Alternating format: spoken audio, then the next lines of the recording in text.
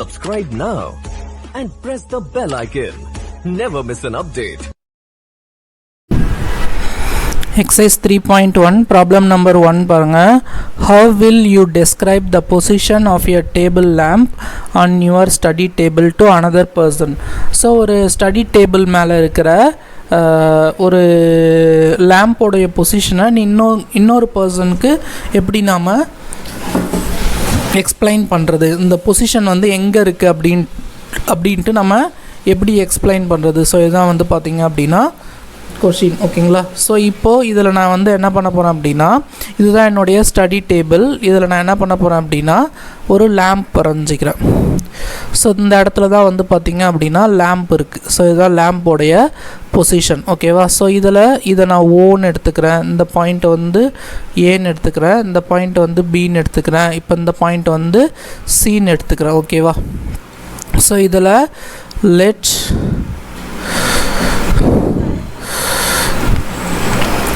OABC இதுதான் வந்து பார்த்திங்க அப்படின்னா ஸ்டடி டேபிள். ஸோ இதை வந்து நான் ஸ்டடி டேபிள் அப்படின்னு எடுத்துக்கிறேன். இதில் எல்ன்றது வந்து என்ன அப்படின்னு பார்த்திங்கன்னா லேம்ப். ஓகேங்களா?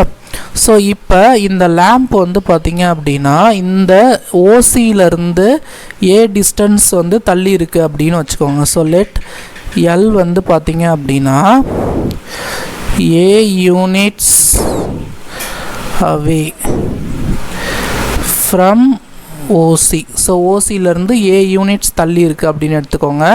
அதே மாதிரி வந்து பார்த்திங்க அப்படின்னா இந்த ஓஏலேருந்து பி யூனிட்ஸ் தள்ளி இருக்குது அப்படின்னு எடுத்துக்கோங்க. பி யூனிட்ஸ்னால் அது சென்டிமீட்டராக இருக்கலாம், இல்லை மில்லிமீட்டராக இருக்கலாம். ஓகேவா? So P units away from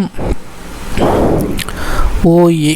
இப்போ இந்த லேம்போடைய பொசிஷன் என்ன அப்படின்னா, ஸோ இந்த ஹரிசாண்டலாக ஏ டிஸ்டன்ஸ் தள்ளி இருக்குது, வெர்டிக்கலாக பி டிஸ்டன்ஸ் தள்ளி இருக்குது. அப்போ அந்த லேம்போடைய பொசிஷன் வந்து ஏ கமா பி. ஓகேவா? ஸோ எல்ன்றது ஸோ லேம்ப் பொசிஷன் என்ன அப்படின்னா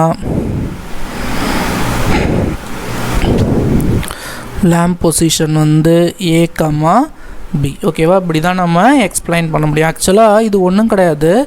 ஏதோ ஒரு கார்னரை நம்ம என்ன பண்ணணும் அப்படின்னா ஒரு ரெஃபரன்ஸ் பாயிண்ட்டாக எடுத்துக்கணும். ஏதோ ஒரு கார்னரை நம்ம ரெஃபரன்ஸ் பாயிண்ட்டாக எடுத்துக்கிட்டு அது வந்து அந்த கார்னர்லேருந்து ஹரிசாண்டலாக எவ்வளோ யூனிட் தள்ளி இருக்குது, வெர்டிக்கலாக எவ்வளோ யூனிட் தள்ளி இருக்குது. இப்போ இங்கே வந்து பார்த்திங்கன்னா ஹரிசாண்டலாக ஏ யூனிட்ஸ் தள்ளி இருக்குது, வெர்டிக்கலாக பி யூனிட்ஸ் தள்ளி இருக்குது. அப்போ இந்த ஏ கம்மா பி தான் வந்து லேம்போடைய பொசிஷன். இது இந்த ஓ தான் எடுத்துக்கணும்னு கிடையாது. நம்ம எதை வேணால் நம்ம ரெஃபரன்ஸ் பாயிண்ட்டாக எடுத்துக்கலாம். ஏ எடுத்துக்கலாம், பி எடுத்துக்கலாம், சி எடுத்துக்கலாம். எதை வேணால் ரெஃபரன்ஸ் பாயிண்ட்டாக எடுத்துக்கிட்டு நம்ம என்ன பண்ணணும் அப்படின்னா ஹரிசாண்டல் டிஸ்டன்ஸ், வெர்டிக்கல் டிஸ்டன்ஸ் அது எவ்வளோ. இந்த யூனிட்ஸுக்கு பதிலாக நீங்கள் சென்டிமீட்டர் போட்டுக்கலாம். ஏ சென்டிமீட்டர் தள்ளி இருக்குது, பி சென்டிமீட்டர் தள்ளி இருக்குது. ஸோ அப்போ ஏ கம்மா பி தான் வந்து பார்த்திங்க அப்படின்னா அந்த லேம்போடைய எக்ஸாக்ட் பொசிஷன். ஓகேங்களா?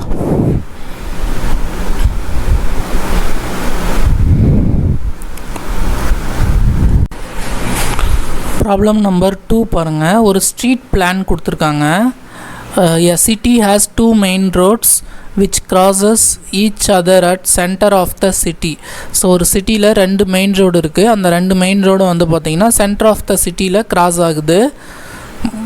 These roads are along the north-south direction and east-west direction. So இந்த ரோட்ஸ் வந்து பார்த்திங்கன்னா ஒரு ரோடு வந்து நார்த் டு சவுத் டைரெக்ஷனில் போகுது, இன்னொன்று வந்து ஈஸ்ட் டு வெஸ்ட் டைரெக்ஷனில் போகுது. All other streets of the city run parallel to these roads are 20 meter apart. There are 5 streets in each direction. So இது இல்லாமல் 5 ரோட்ஸ் இருக்குது. ஓகேவா? ஸோ ஒரு ரோடுக்கும் இன்னொரு ரோடுக்கும் இருக்கிற டிஸ்டன்ஸ் வந்து 200 மீட்டர் அவங்க அதான் கொடுத்துருக்காங்க. all the other streets of the city run parallel to the roads that are 200 meter apart. So ஒரு ரோடுக்கும் இன்னொரு ரோடுக்கும் நடுவில் இருக்கிற distance 200 metre. There are 5 streets in each direction. So north to சவுத்லேயும் வந்து 5 ஸ்ட்ரீட் இருக்குது, ஈஸ்ட் டு வெஸ்ட்லேயும் 5 ரோடு இருக்குது. ஓகேவா? North to south 5 street, east to வெஸ்ட்டில் 5 ஸ்ட்ரீட் இருக்குது.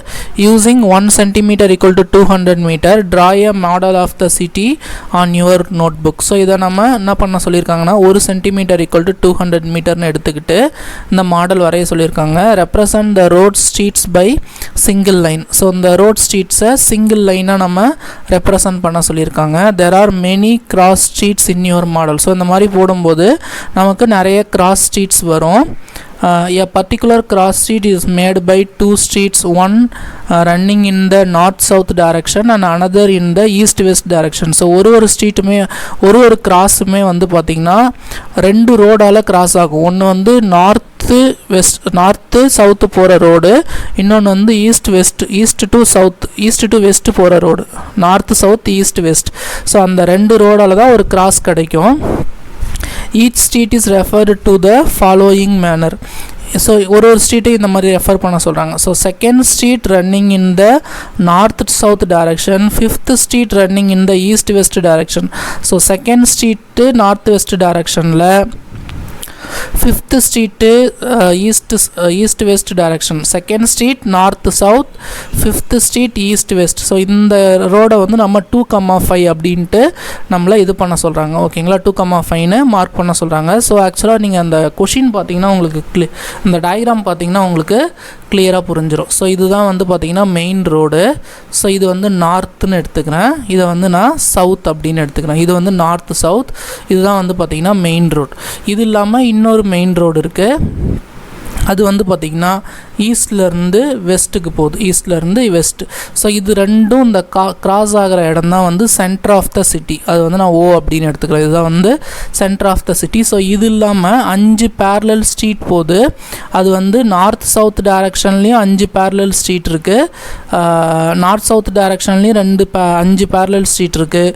ஈஸ்ட் வெஸ்ட் டைரக்ஷன்லேயும் 5 பேரலல் ஸ்ட்ரீட் இருக்குது. ஸோ இதை வந்து ஸ்ட்ரீட் 1ன்னு எடுத்துக்கோங்க, ஸ்ட்ரீட் 2, ஸ்ட்ரீட் 3, ஸ்ட்ரீட் 4, ஸ்ட்ரீட் 5. ஓகேங்களா. ஸோ இது வந்து நார்த் சவுத் டைரக்ஷனில் போகிறதால NS north south 1, north south street 1, north south street 2, north south street 3, north south street 4, north south street 5. இது இல்லாமல் east west street 1, east west street 2, இது வந்து east west street 3, east west street 4, east west street 5. So இதை நான் எப்படி வரைஞ்சிருக்கேன் அப்படின்னா, so உங்கள் ஸ்கேல் இங்கே எழுதிக்கலாம். ஸோ இது என்ன ஸ்கேலில் இது நம்ம ட்ரா பண்ணியிருக்கோம் அப்படின்னா, எக்ஸ் ஆக்சிஸில் 1 சென்டிமீட்டரை நான் 200 மீட்டர்னு எடுத்துக்கிறேன். சிமிலர்லி ஒய் ஆக்சிஸை 1 சென்டிமீட்டர் ஈக்குவல் டு 200 மீட்டர் எடுத்துக்கிறேன். ஸோ இதில் இந்த ஈஸ்ட் வெஸ்ட் இது வந்து எக்ஸ் ஆக்சிஸ், இது வந்து எக்ஸ் டேஷ், அதே மாதிரி இது நார்த் சவுத் இது வந்து ஒய் ஆக்சிஸ், இது வந்து ஒய் டேஷ் ஆக்சிஸ். ஓகேவா. ஸோ அவங்க என்ன சொல்லியிருக்காங்க அப்படின்னா, இந்த 2,5ன்றது second street in north south direction. So அவங்க கிளியராக மென்ஷன் பண்ணியிருக்காங்க, இந்த லைன் கவனிங்க. Second street in north south direction, fifth street in east west direction.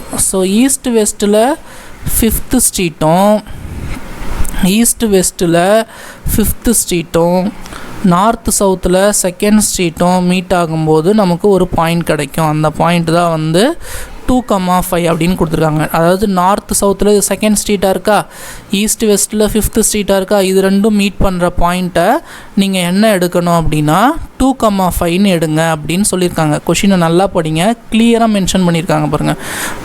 2,5ன்றது என்னென்னா second street in north south direction, fifth street in east west direction. So north south டைரக்ஷனில் second street, east west டைரக்ஷனில் fifth street அப்படின்னு அவங்க கிளியராக mention பண்ணியிருக்காங்க.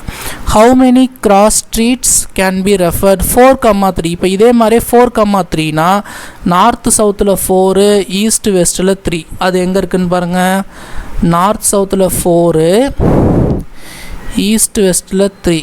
அப்போ 4,3ன்றது இங்கே வரும் இல்லையா, நார்த் சவுத்தில் 4, ஈஸ்ட் வெஸ்ட்டில் 3. ஸோ இந்த பாயிண்ட் தான் வந்து பார்த்திங்க அப்படின்னா 4,3. 3 ஓகேவா. நார்த் வெஸ்ட்டில் 4, ஈஸ்ட் வெஸ்ட் நார்த் சவுத்தில் 4, ஈஸ்ட் வெஸ்ட்டில் 3, நார்த்து சவுத்தில் 4, ஈஸ்ட் வெஸ்ட்டில் 3. ஸோ இது ரொம்ப கன்ஃபியூஷனாகவே இருக்குது அந்த டைரக்ஷன்ஸ்லாம். அடுத்தது how many cross streets can be referred 3,4. So 3,4 3ன்றது நார்த்து சவுத்து, 4ன்றது ஈஸ்ட் வெஸ்ட்டு. 3 நார்த்து சவுத்தில் 3, ஈஸ்ட் வெஸ்ட்டில் 4. ஸோ இதுதான் 3,4 நார்த் சவுத்தில் 3, ஈஸ்ட் வெஸ்ட்டில் 4. ஸோ இதுதான் வந்து 3,4. ஸோ இந்த மாதிரி எத்தனை கிராஸ் ஸ்ட்ரீட் நம்மளால் ரெஃபர் பண்ண முடியும் அப்படின்னா how many cross streets can be referred 4,3. 4,3 நம்மளால் எத்தனை கிராஸ் ஸ்ட்ரீட் ரெஃபர் பண்ண முடியும் அப்படின்னா ஒரே ஒரு கிராஸ் ஸ்ட்ரீட் தான். அப்போ 4,3னா ஏன்னா fourth street of north south direction, third street of east west direction வந்து ஒரே பாயிண்டில் தான் அது வந்து கிராஸ் ஆகும்.